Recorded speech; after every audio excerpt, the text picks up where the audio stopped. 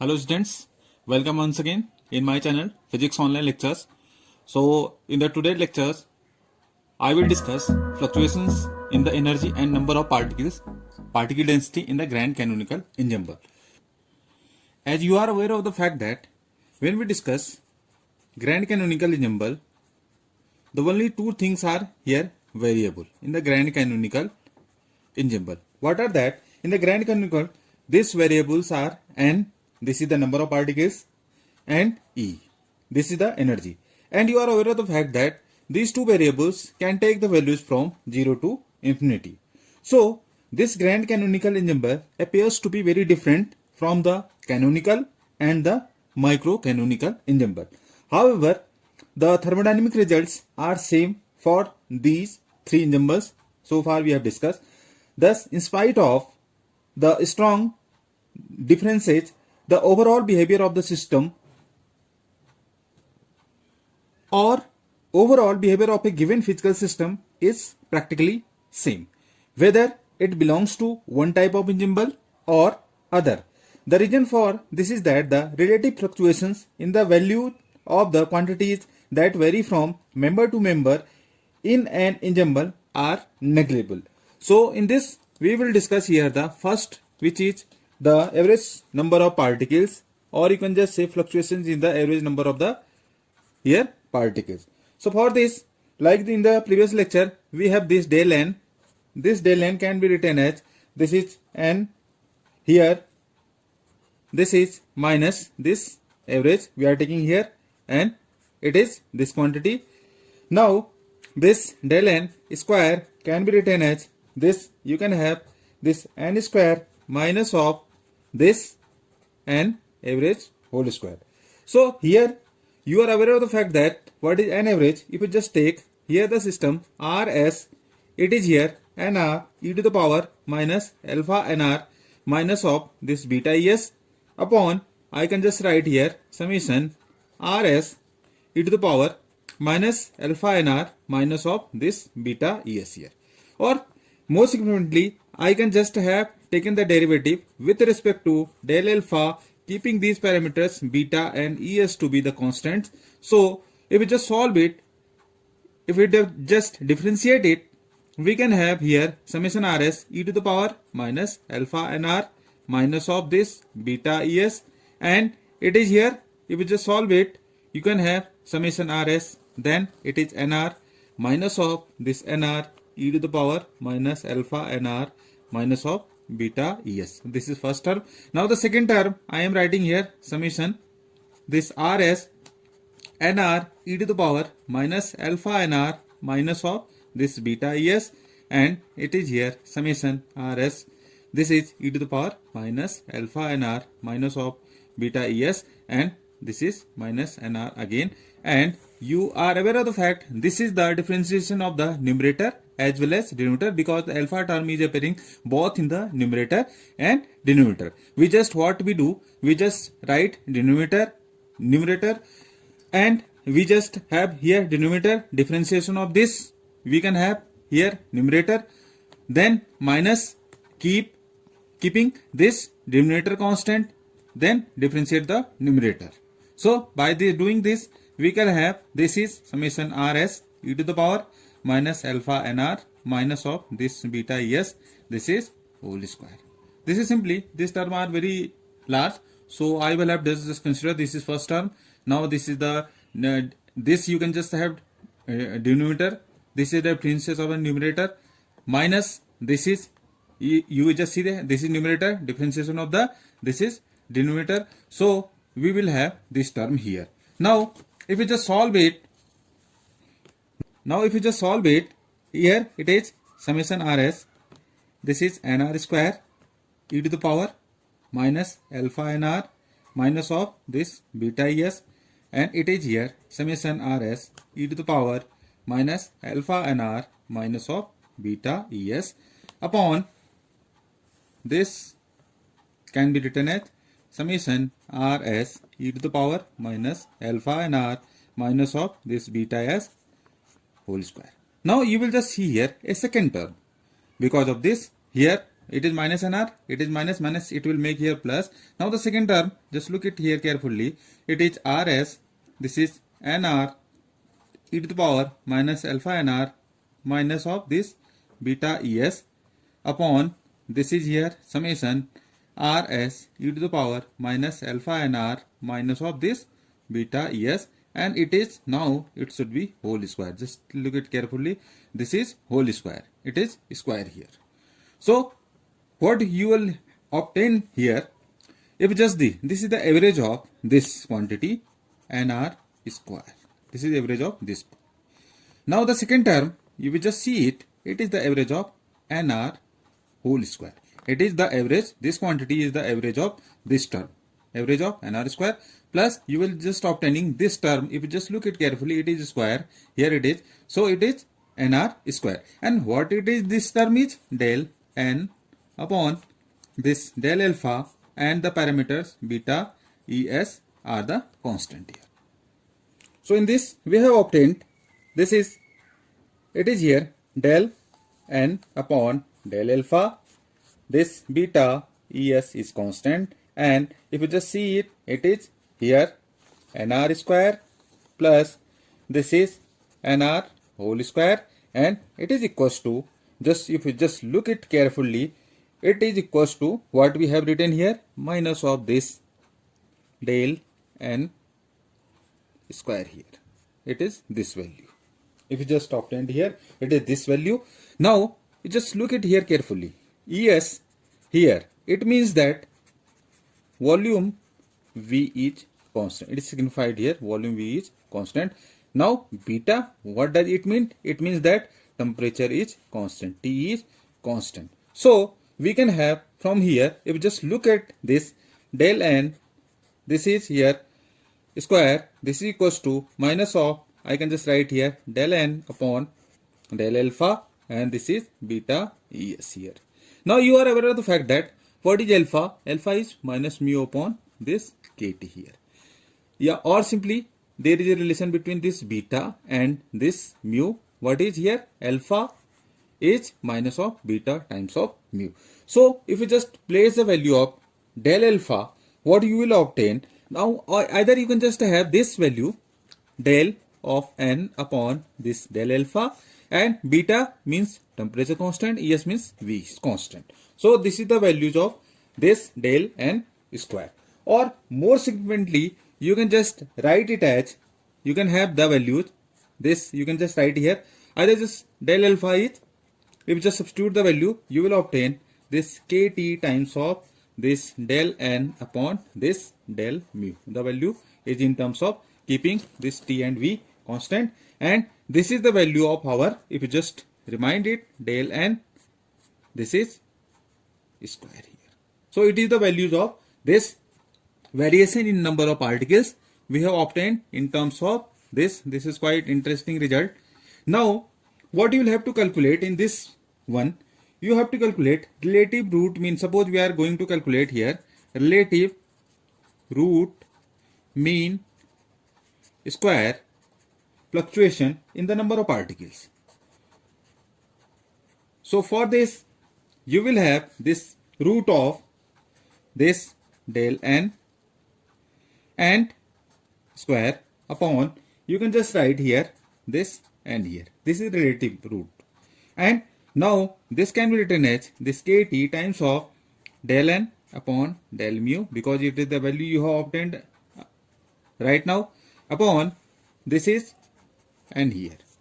If you just look at this here, just look at this, this is numerator, you can just say numerator is of the order of root n here, and this denominator is of the order of, you can just say n. So this relative root mean square fluctuation should be is of the order of 1 upon root n here. If you just find it, this is the of the order of 1 upon root. We have found relative root mean square fluctuation in number of particles is coming out to be, or you can just say it is of the order of n raised to the power minus half here. This is the fluctuation. Now it is the term which we have obtained in terms of del n upon del mu. Now This interesting result has been asked so many times in terms of isothermal compressibility. This you have to obtain in terms of isothermal compressibility. Now we shall derive an expression of the relative root mean square fluctuation in terms of this isothermal compressibility. Now for this isothermal compressibility, Kt can be written, this is minus 1 upon V times of this del V upon this del P at constant T here. So for deriving in terms of this isothermal compressibility, we will have to just consider this interesting result, which is the Gibbs free energy, and Gibbs free energy is written by this A plus Pb, and if we just have number of particles, then this relation is G is equals to A plus Pb is equals to n times of mu. Now you can just write here this term G is this A, you can just replace by U minus Ts plus this Pb here, or you just take here partial derivative, then this is du minus of this Tds minus of sdt plus this Pdv minus of, then it is here plus this V dp here. So this is the partial differentiation of this dg. Now at the same time you will just see here this is Tds. Now we can write from the first law of thermodynamics, du is dq minus dw. So in terms of dq, in terms of entropy, it is Tds minus of Pdv minus this is again Tds minus of sdt plus this Pdv plus Vdp. So some of the terms is going to be cancelling, and you are aware of the fact that here if you just look at Tds, it is going to be cancelled simultaneously, minus Pdv is going to be cancelled, and we have this result dg, this equals to minus of sdt plus this Vdp here. Now we have obtained this dg, this is equals to minus of sdt plus this Vdp. Now in terms of mu, this dg can be written as n times of d mu, this is equals to minus of sdt plus Vdp. Now at constant temperature, at constant this temperature, this dt is 0, and we have this result n d mu, this is equals to V dp. Now if we just again differentiate with respect to del n, this d mu, this can be written as del mu upon del n, and this temperature and volume are constant. This can be written as V upon n times of this del P upon del n, this T and V are constant here. Simultaneously you can just write here del mu upon this del V, keeping this temperature and number of particles to be constant. This can be written as V upon n times of this del P upon del V at constant T and n here. Now these are the two results we have obtained by considering the Gibbs free energy. Now if we just concentrate on the basic Helmholtz free energy, this Helmholtz free energy is A is equals to U minus of this Ts, or you can just have this dA, this is equals to du minus Tds minus of sdt plus this mu dn, or du again we can just write here Tds minus of Pdv minus Tds minus of sdt plus this mu dn. Again some of the terms are going to be cancelled, and we are just left with the result minus Pdv minus sdt plus this mu times of this dn, or more significantly this is the value of dA. Now you can have the pressure in terms of this Helmholtz free energy is del A upon del B, N and T are the constant. Simultaneously we have the chemical potential, this is del A upon del N, keeping this temperature and volume to be constant. Now again this term del P upon, I just differentiate with respect to del N, this can be written as this is equals to minus del A upon del N del V, keeping this T constant, N and T are again here this constant. Similarly this del mu upon del N, this del V, this is del mu upon del V, T and N constants, this can be written as del A upon this del V times of del N, T, and this V are the constant one. So in this, if we just compare, these two equations have become equal.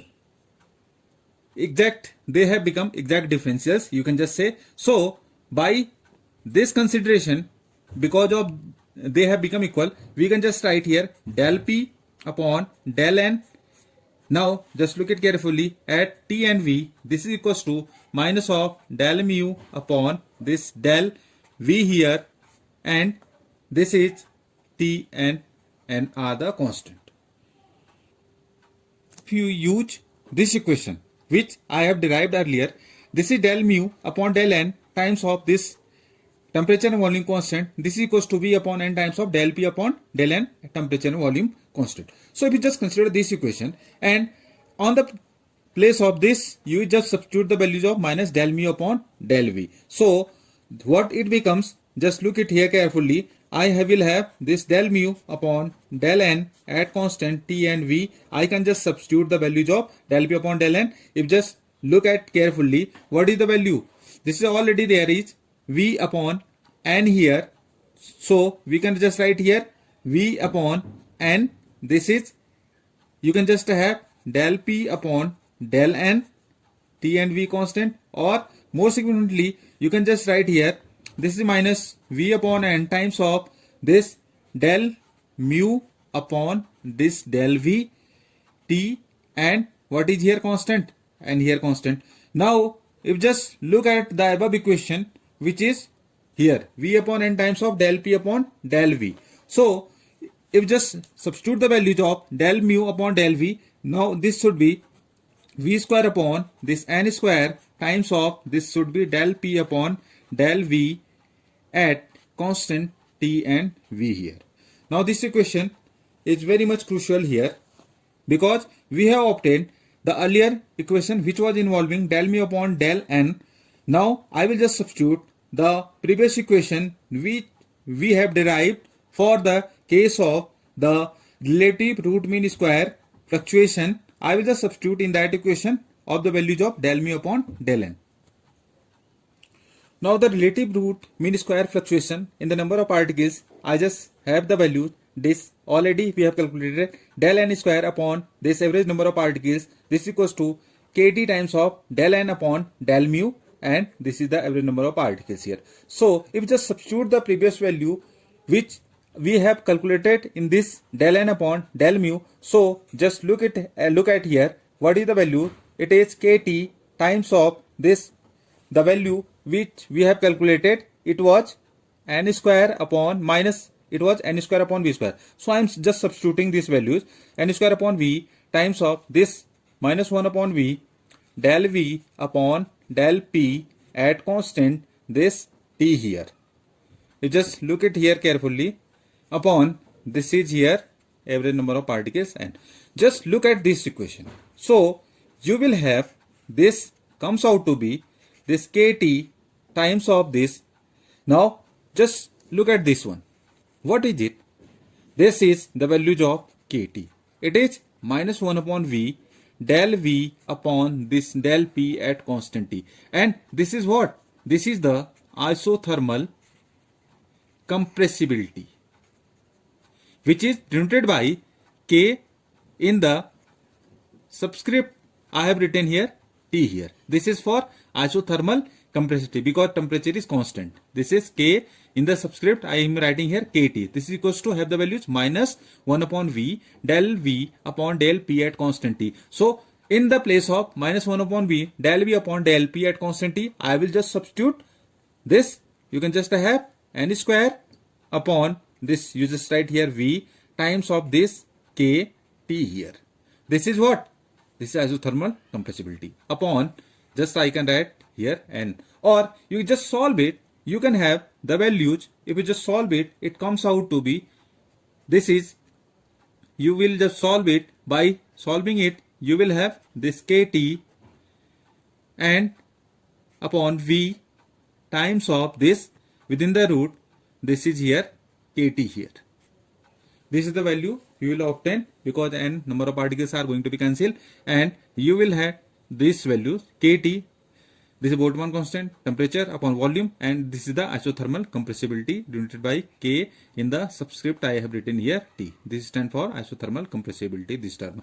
So you can just say order of fluctuations depend on this isothermal compressibility term. Or you can just say this will depend on Kt upon V. The order of fluctuations, this will depend on this term Kt. The relative root mean square fluctuation on the number of particles. This is the expression is in terms of isothermal compressibility. You can just say, and order of this fluctuation will depend on this parameter Kt upon V. You can just say here, this is the values of fluctuation in this case of fluctuation of particles in the grand canonical ensemble. Now, if we just consider the relative root mean square fluctuation in the particle density is of the order of n raised to the power minus half. We have already calculated, except the phenomena like phase transition, isothermal compressibility. In those situations in which the compressibility of a given system can become excessively large and it is of the order of n here. In the situation in which you can just say compressibility of a given system can become excessively large, and in this case it is of the order of n here. Now the relative root mean square fluctuation in the particle density becomes of the order of 1 here. In the case of phase transition, fluctuations are very large. Thus in the region of phase transition, excessively at critical point, large fluctuation in the particle density exists. So under these circumstances, the forming of grand canonical ensemble leads to the result that are not identical with the corresponding results in the canonical and microcanonical ensemble. In such cases, so we have the formalism of grand canonical ensemble have to be preferred in such cases. So this is the all about discussion in which we have calculated or derived the fluctuations in the canonical ensemble, fluctuations in the grand canonical ensemble in terms of the number of particles. Or you can just say we have also derived an expression in terms of isothermal compressibility. So thank you. Thanks for watching. Please subscribe the channel as well.